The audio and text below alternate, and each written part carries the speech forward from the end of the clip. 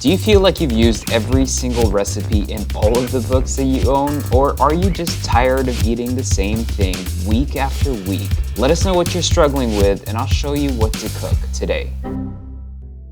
This week, I received a video from Derek, who has a lot of picky eaters at home. Hey, what's up, Tastemade? I'm here with my two little angels at home, and they love their carbs. Rice, noodles, pasta, lasagna, can't get enough of it. But I can't get them to eat their veggies, no matter how hard I try. Done bribes, gifts, methods I probably should have mentioned here, and it's not working out. Do you have any ideas? Derek, I completely understand where you're coming from. I used to be the worst, pickiest eater when I was growing up. I have a newborn now myself, but thankfully we are not at that stage just yet. But I have a recipe today that I think will really work out for you. Kids love lasagna. It's not the healthiest thing, but there's a Greek dish of the same kind of like nature that gives me that same comfort called moussaka, which is layers of eggplants with a meat sauce and then also a bechamel. We're gonna take it one step further today by adding a cauliflower bechamel, so it's a faux bechamel, and then we're also gonna be using some sweet potatoes instead of regular potatoes. So overall, we're just packing so many vegetables into this little casserole that at the end of the day will still look like lasagna, which is awesome. Let's begin. Preheat your oven to 400 Fahrenheit. Slice up your eggplants and sweet potatoes lengthwise. I've met a lot of people who don't actually like eggplants. It could be because I feel the vegetable lacks a little bit in flavor. Also, texture-wise, it does tend to get quite watery. Now, historically, I think everyone you've ever met will probably tell you to salt the eggplant, and that's because eggplants, as we know them today, are very different from what they used to be. They used to be really bitter, so salting them would kind of make that flavor a bit more mild.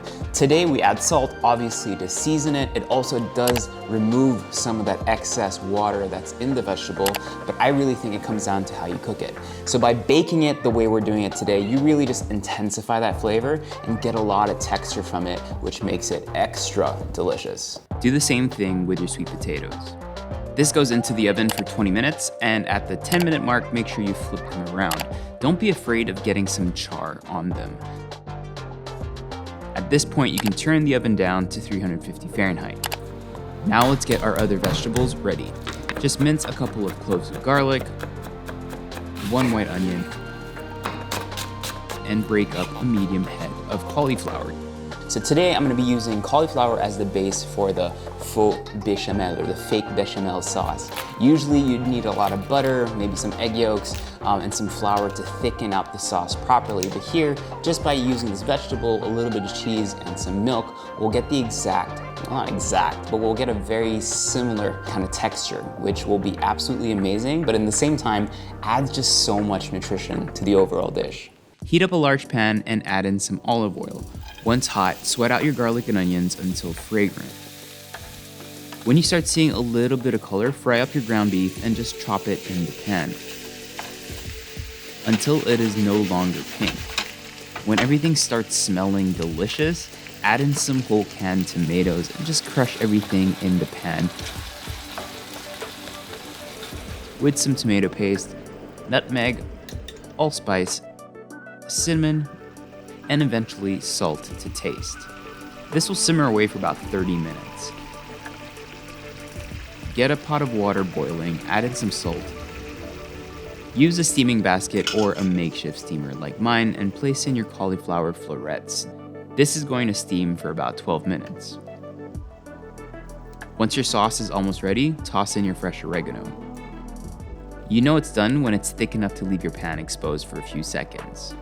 For our bechamel, take out the cauliflower from the pot and let it cool for a few minutes.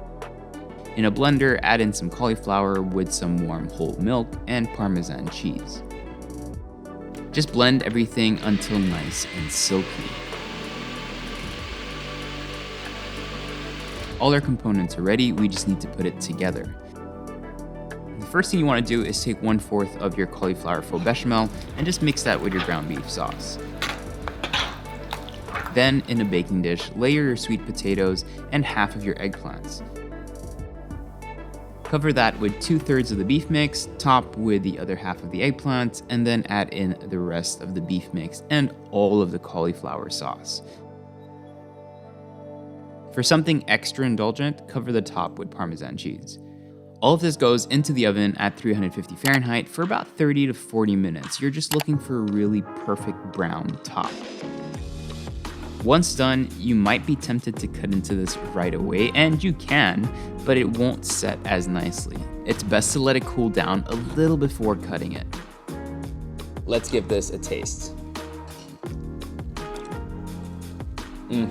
It's so creamy and it tastes so indulgent. I can barely taste the sweet potato, the cauliflower, or the eggplant. It's kind of like a lasagna where you have that one perfect bite where all the flavors just come together nicely. So Derek, it smells, tastes, and looks like a lasagna. Make this at home, serve it to your kids, and if they are fooled, then we have won in life. I could eat this all day and just not feel guilty about it. So if you have similar problems at home, make sure to send us your videos and we will try and help you out. I don't need this, I need this.